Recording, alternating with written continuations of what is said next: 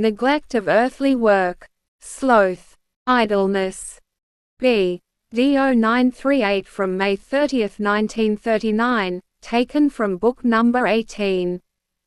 Notice how you have to fight harder and harder against inner restlessness the more you withdraw from the regular activity of the day, for it is a blessing for you if you are constantly active in earthly relationships.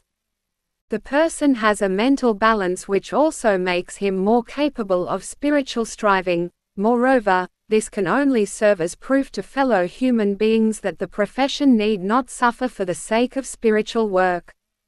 And this is of greatest importance. The approaching time of spiritual awakening must at the same time be marked by exceedingly brisk physical activity, for only through such is also the proof supplied that a morbid condition need not necessarily be the occasion for strange spiritual activity, that rather the one can harmonize very well with the other and earthly work need not suffer any loss. And so you only receive the admonition to devote yourself to spiritual work with all eagerness, to always give it first priority, but at the same time to also do justice to all earthly demands as far as it is compatible with the former.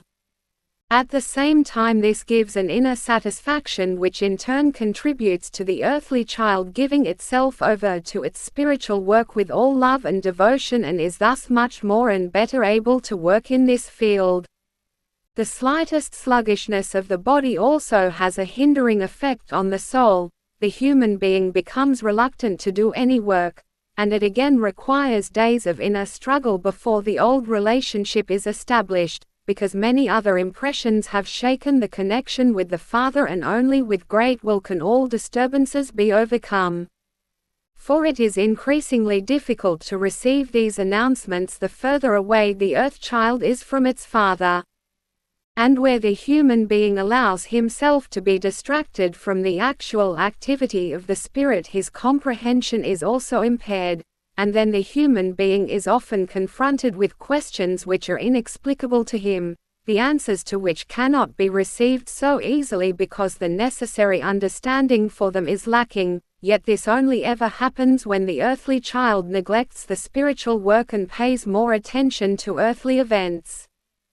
For the temptation is very strong. The adversary seeks to make it apostate wherever he possibly can. So be on your guard, keep in prayer and constant activity, for idleness has never brought about any good, therefore the human being should beware of it as long as he is still able to perform earthly work. Amen.